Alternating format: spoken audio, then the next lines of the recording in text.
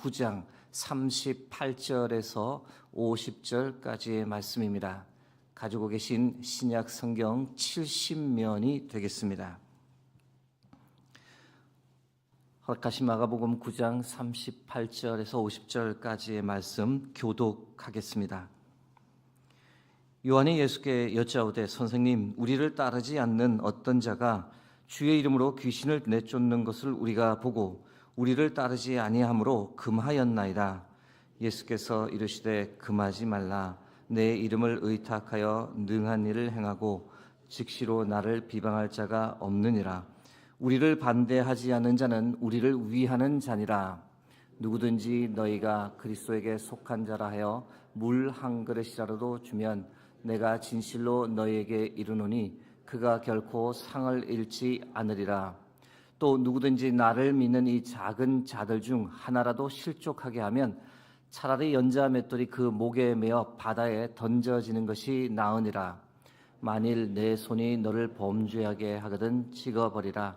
장애인으로 영생에 들어가는 것이 두 손을 가지고 지옥 곧 꺼지지 않는 불에 들어가는 것보다 나으니라. 만일 내 발이 너를 범죄하게 하거든 찍어버리라. 다리 저는 자로 영생에 들어가는 것이 두 발을 가지고 지옥에 던져지는 것보다 나으니라. 만일 내 눈이 너를 범죄하게 하거든 빼버리라. 한 눈으로 하나님의 나라에 들어가는 것이 두 눈을 가지고 지옥에 던져지는 것보다 나으니라. 거기에서는 구더기도 죽지 않고 불도 꺼지지 아니하느니라. 사람마다 불로써 소금치듯 함을 받으리라. 50절 합독하겠습니다. 소금은 좋은 것이로되 만일 소금이 그 맛을 잃으면 무엇으로 이를 짜게 하리요. 너희 속에 소금을 두고 서로 화목하라 하시니라. 아멘. 오늘은 신앙의 영적 원리들이란 지하의 말씀을 드리겠습니다. 오늘 본문은 내용의 일관성을 생각해 볼 때 두 개의 문단으로 나눌 수 있습니다. 첫째 문단은 9장 38절에서 40절까지의 말씀입니다. 먼저 첫 번째 문단을 보도록 하겠습니다. 38절 말씀입니다. 요한이 예수께 여짜오되 선생님, 우리를 따르지 않는 어떤 자가 주의 이름으로 귀신을 내쫓는 것을 우리가 보고 우리를 따르지 아니하므로 금하였나이다. 이 제자 요한이 예수님의 이름으로 귀신을 내쫓는 사람을 보았습니다. 그들에게 예수님을 따르지 않으니 그렇게 하지 말라고 혼을 내고 그것을 금했습니다. 이 말을 예수님께 와서 자랑하듯 이제 요한이 말을 했는데, 어제는 제자들끼리 서열 정리를 하며 누가 큰지를 쟁론을 벌이더니 오늘은 또 이제 편가르기를 하는 겁니다. 즉 자신들과 함께 하면 좋은 사람, 그렇지 않으면 나쁜 사람이라는 거죠. 요한의 말에서 이 요한의 어떤 자세를 우리가 볼 수 있습니까? 일종의 특권 의식을 가지고 있구나라는 것을 알 수 있습니다. 예수님의 제자들은 우리가 예수님께 더 가까이 있기 때문에 너희보다 더 거룩하고 권세가 있어. 예수님의 이름으로 귀신을 쫓아내는 것은 제자인 우리만 할 수 있어. 너희는 하지 마. 요한뿐만 아니라 다른 제자들도 동일하게 가졌을 것으로 보입니다. 특권 의식인 거죠. 요한은 예수님께 이 말을 하며 잘했다라고 칭찬받을 줄 알았는데 예수님의 답변은 전혀 반대였습니다. 39절에서 40절 말씀입니다. 예수께서 이르시되 금하지 말라. 내 이름을 의탁하여 능한 일을 행하고 즉시로 나를 비방할 자가 없느니라. 우리를 반대하지 않는 자는 우리를 위하는 자니라. 예수님께서 지금 무엇이라고 말씀하시느냐? 놔둬라. 그렇게 해도 된다. 오히려 그렇게 하는 것이 더 좋다. 꼭 너희들만 나의 이름으로 귀신을 쫓아낼 수 있는 것은 아니다. 제자들과 달리 예수님은 상당히 수용적이고 개방적이셨던 것을 볼 수 있습니다. 여러분, 이 문단에서 우리가 우리의 삶에 적용할 수 있는 신앙의 원리 몇 가지를 생각해 보면, 첫 번째는 무엇이냐? 이 개방성을 가지라는 것입니다. 여러분, 우리가 너무 배타적인 또는 폐쇄적인 태도를 가져서는 안 됩니다. 하나님은 기본적으로 모든 사람이 구원받기를 원하시는 하늘 아버지이십니다. 물론 그렇다고 해서 분별력 없이 이단까지 다 받아들이라라는 말은 아닙니다. 단지 교회는 개방성을 가져야 합니다. 누구든지 찾아올 수 있는 교회가 되어야 합니다. 어떤 사람에게도 복음을 전하고 구원을 알리는 삶을 살아갈 필요가 있습니다. 우리가 조심할 것은 사람을 볼 때 사람의 이 겉모습을 보고 우리가 판단하는 우를 범해서는 안 됩니다. 늘 사람을 볼 때 하나님께서 저 사람을 어떻게 보느냐라는 관점에서 이해하고 바라보려고 노력할 필요가 있습니다. 개방성과 함께 오늘 본문에서 우리가 생각해 볼 수 있는 신앙 원리 두 번째는 예수의 이름에 참으로 능력이 있다라는 것을 우리가 믿어야 합니다. 여러분, 오늘 본문에서 말하는 이들이 예수님을 믿는 사람들이라고 우리가 확증해서 말할 수 있습니다. 왜냐하면 이어지는 41절부터 말씀을 참고할 때 믿는 사람에 관한 이야기를 쭉 하고 있기 때문에 이 예수의 이름으로 귀신을 내쫓았던 사람들도 예수님을 믿는 사람이었던 거죠. 단지 예수님을 따를 상황이 되지 않다 보니 따르지는 못했지만 예수님을 믿기에 예수님의 이름으로 능력을 경험하며 살았습니다. 무엇을 말하는 것일까요? 예수 그리스도를 믿는 사람들이 예수 그리스도의 이름을 부를 때, 그 이름을 의지할 때 그 이름으로 말미암아 능력이 나타난다는 겁니다. 여러분, 그러므로 우리가 예수님의 이름을 더 크게 의지하며 살아갈 필요가 있습니다. 요한복음 14장 13절 말씀입니다. 너희가 내 이름으로 무엇을 구하든지 내가 행하리니 이는 아버지로 하여금 아들로 말미암아 영광을 받으시게 하려 함이라. 오늘 하루 예수 그리스도의 이름을 더 크게 의지하는 복된 하루 되길 주의 이름으로 축복합니다. 이어지는 둘째 문단 보겠습니다. 둘째 문단은 41절에서 50절까지를 말합니다. 둘째 문단에서 발견할 수 있는 신앙의 영적 원리도 몇 가지 있습니다. 첫 번째는 믿는 이에게 물 한 그릇이라도 대접하라라는 겁니다. 41절 말씀입니다. 누구든지 너희가 그리스도에게 속한 자라 하여 물 한 그릇이라도 주면 내가 진실로 너에게 이르노니 그가 결코 상을 잃지 않으리라. 그리스도에게 속한 자는 믿는 성도를 가리킵니다. 이 본문 정확하게 말하면 믿는 성도와의 관계를 가리키지만 물론 조금 폭넓게 적용할 수도 있습니다. 폭넓게 남에게 물 한 그릇이라도 대접하는 것을 하나님께서는 중요하게 보신다는 거죠. 어제 말씀과 맥락을 같이 합니다. 어린아이 하나를 영접하는 것을 하나님께서 참 소중하게 보시듯 물 한 그릇이라도 베풀며 사는 사람을 하나님께서 중히 여긴다는 겁니다.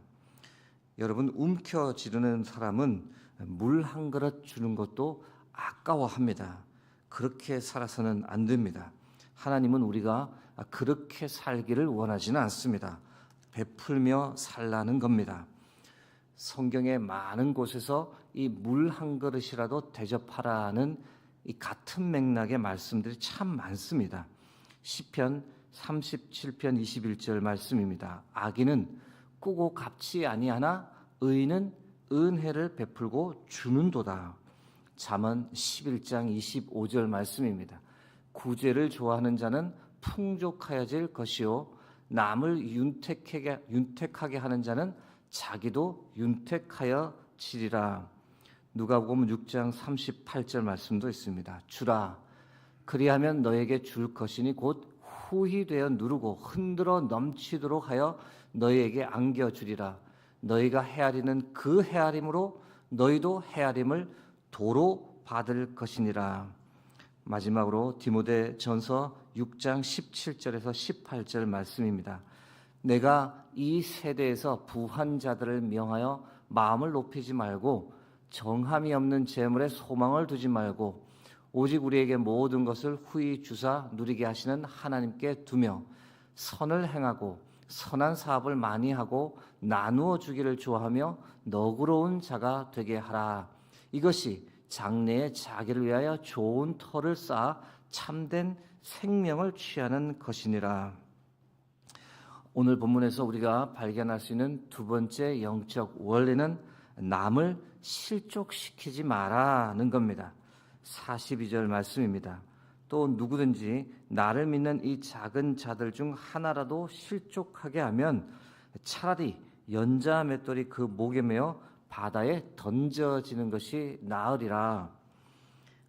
정말 예수님의 이 말씀 참 과격하신 말씀입니다. 그런데 그만큼 하늘 아버지께서 중요하게 생각하시는 문제가 무엇이냐?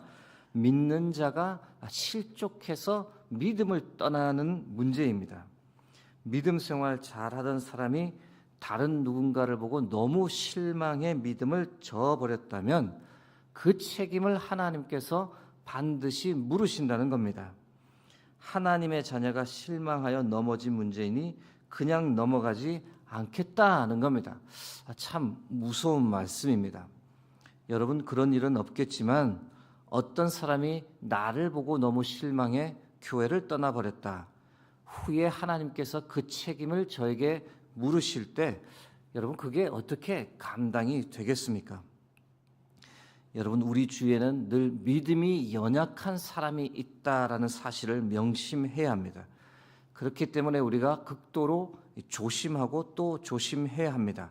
나의 잘못된 언행 때문에, 나의 잘못된 행동 때문에 연약한 믿음의 사람이 신앙생활을 포기했다면, 하나님으로부터 멀어지게 되었다면, 심지어 구원받을 기회를 상실하게 되었다면 하나님께서 그 책임을 반드시 물으시겠다는 것이 오늘 본문의 이야기입니다. 그렇기 때문에 신앙의 연수가 있는 사람, 신앙이 강한 사람이 오히려 극도로 조심해야 합니다. 말 조심, 행동 조심해야 합니다. 뭐 이 정도면 어때? 라고 생각하는 마음을 버려야 합니다.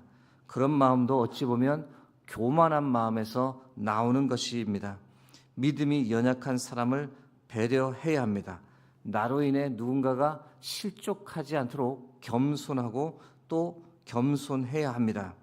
로마서 15장 1절 말씀입니다. 믿음이 강한 우리는 마땅히 믿음이 약한 자의 약점을 담당하고 자기를 기쁘게 하지 아니할 것이라. 오늘 본문에서 우리가 발견할 수 있는 신앙의 세 번째 원리는 범죄하지 말고 어떻게든 영생에 들어가라는 겁니다. 43절, 45절, 47절 말씀입니다. 만일 내 손이 너를 범죄하게 하거든 찍어버리라.